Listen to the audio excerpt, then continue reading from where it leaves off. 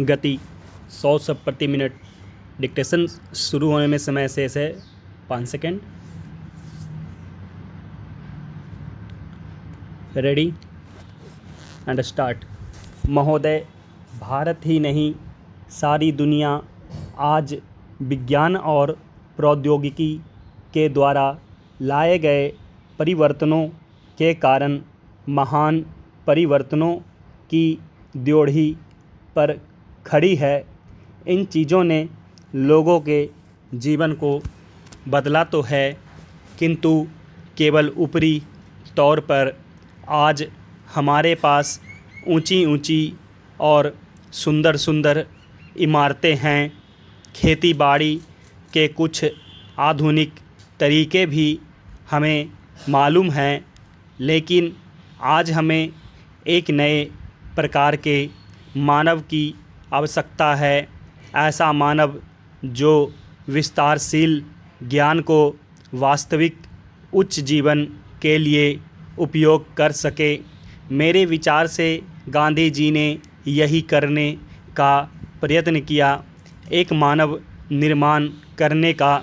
मैं नहीं कह सकती कि मनुष्य का स्वभाव जैसा है उसे देखते हुए आज की दुनिया में ऐसा करना संभव होगा या नहीं, किंतु इस दिशा में प्रयत्न करना उपयुक्त होगा और केवल बुद्धिजीवी ही इस तरह का प्रयत्न और दूसरों का मार्गदर्शन कर सकते हैं। आज दुनिया बहुत छोटी हो गई है और हम अलग अलग खानों में बंटकर नहीं रह सकते। हमें अपने लक्ष्य प्राप्ति के लिए कहीं अधिक एक होकर रहने की आवश्यकता है। हम लोकतंत्र में विश्वास करते हैं। एक तो संसदीय प्रणाली की सरकार के अर्थ में, दूसरे उस तरीके में जिस तरीके से हम अपनी पार्टी में और अन्यत्र काम करते हैं। पर लोकतंत्र रूपी हमारा ताज़ा पानी कभी कभी जातिवाद, सांप्रदायिकता और सामाजिक रीति रिवाजों इत्यादि के सड़ते गड्ढों में बंद हो जाता है। आपके पास लोकतंत्र है, आपके पास वोट देने का अधिकार है, या आप अपने विचारों को खुलकर प्रकट कर सकते हैं। इन सब के तब तक कुछ अर्थ नहीं होते जब तक आप इस प्रक्रिया से सामाजिक जीवन में परिवर्तन की नई धाराएं उत्पन्न नहीं करते, जो हमारे लोगों के हर वर्ग और स्तर में समा जाए। प्रस्ताव पास कर देना बहुत सरल है, पर उसका कार्यान्वयन करना सरल नहीं। हम जानते हैं कि स्थिति या पद में कुछ लोगों का निहित स्वार्थ हो जाता है और कुछेक का किन्हीं दूसरी चीज़ों में, लेकिन सबसे बड़ा निहित स्वार्थ है भय। जो जाना पहचाना है उसे परिवर्तित करने का भय। हम जानते हैं कि अमुक चीज़ बुरी है, फिर भी हम उसे परिवर्तित करने से डरते हैं। लेकिन आज हम इस तरह बड़े बड़े परिवर्तनों के बिना वास्तव में जीवित ही नहीं रह सकते। हम परिवर्तन लाएं कैसे? हम लोगों को इस बात का कैसे विश्वास दिलाएं कि परिवर्तन आवश्यक है? महोदय, पिछले कुछ वर्षों में सभी राजनीतिक दल किसी न किसी तरह से जनता से दूर हो गए हैं। आज हम और आप दोनों को अपनी जड़ों को फिर से जमाना होगा। जनता से प्रेरणा लेनी होगी। हमें जनता की आकांक्षाओं और उसकी मांगों और उसकी आवश्यकताओं के अनुसार चलना होगा। अपने देश के विशाल आकार के कारण यह बहुत बड़ा काम है, लेकिन उस आदमी के लिए कुछ भी असंभव नहीं जिसने कुछ करने के लिए कमर कस ली हो। कुछ देशों में लोग चढ़ने के लिए पहाड़ों की ऊंची से ऊंची चोटियों की तलाश में रहते हैं ताकि उनके मन और काम की चुनौतियों का समाधान हो सके।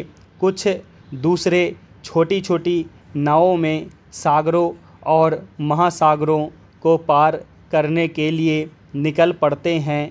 ये सब असाधारण उद्यम हैं, किंतु हमारी चुनौतियाँ तो हमारे दरवाजे पर ही दस्तक दे रही है। हमें ऊंचे ऊंचे पर्वतों पर या गहरे सागरों तक जाने की आवश्यकता नहीं।